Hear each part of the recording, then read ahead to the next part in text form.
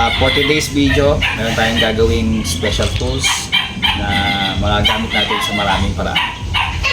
Itong tools na to, ito yung ginagamit natin para maipasok yung mga bearings, sa mga ehe, o kung saan nyo pwedeng gamitin pa ng pang-insert na hindi nyo na kailangan ng pang-press na gagamitan nyo na o dadalhin nyo sa mga machine shop. So, kailangan lang natin yung sukat ng bearing. Actually, itong bearing na to sa ehe po to ng isang sasakyan, tapos isang tubo, ito siya. Ngayon, panoorin niyo po kung ano yung gagawin ko at kung paano ko siya gagamitin. Okay?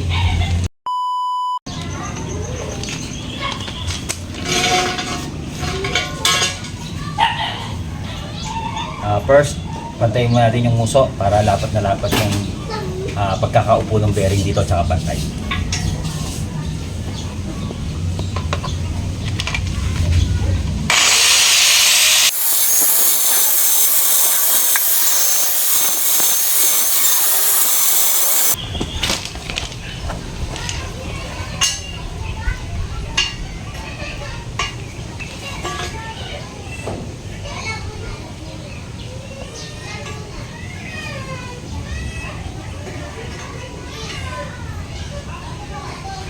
Two hours later.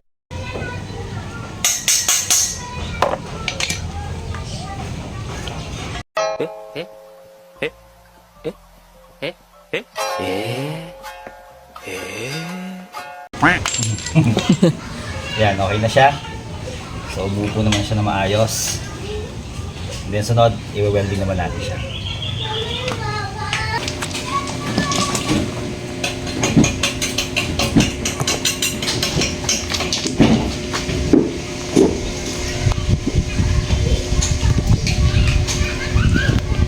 A few minutes later.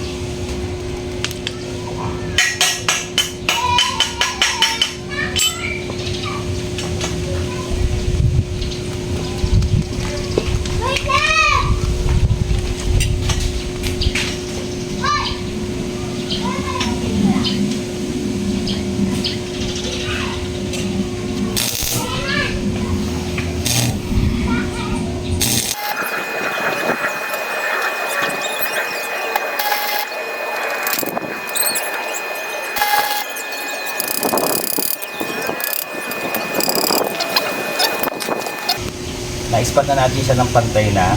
So, naligid na natin siya na isa. Na-ispatan na natin siya bawat yung angulo niya. So, hindi nagagalaw. Ngayon, ipo-full weld natin siya para sigurado matibay.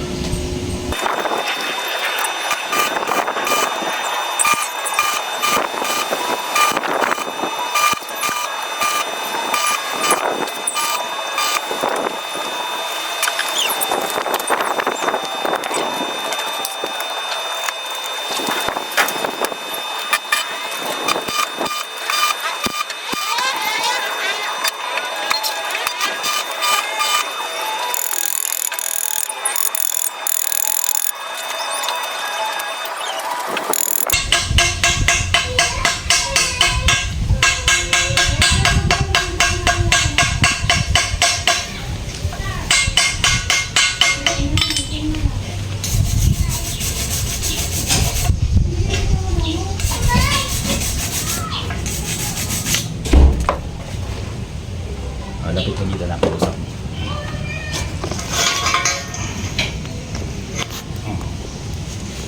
Mga kalikot, ayan, nakita nyo naman, naka full weld na.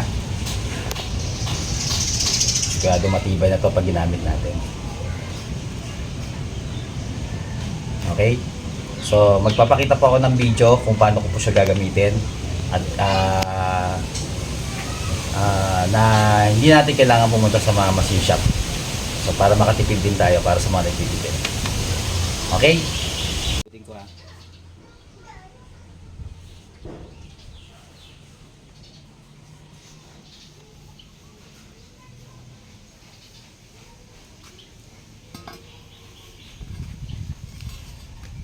Okay.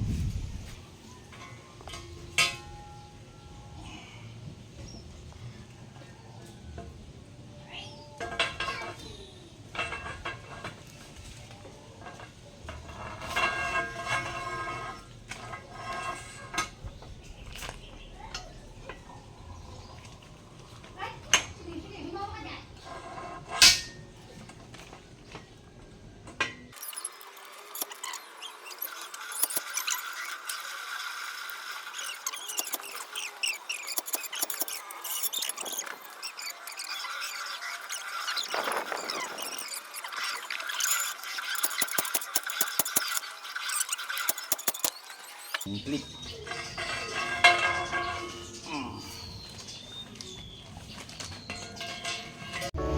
At ayan mga pa, sana muling magustuhan nyo ang aking video sa paggawa ng isang tools na malaki ang pakinabang, makakatipid.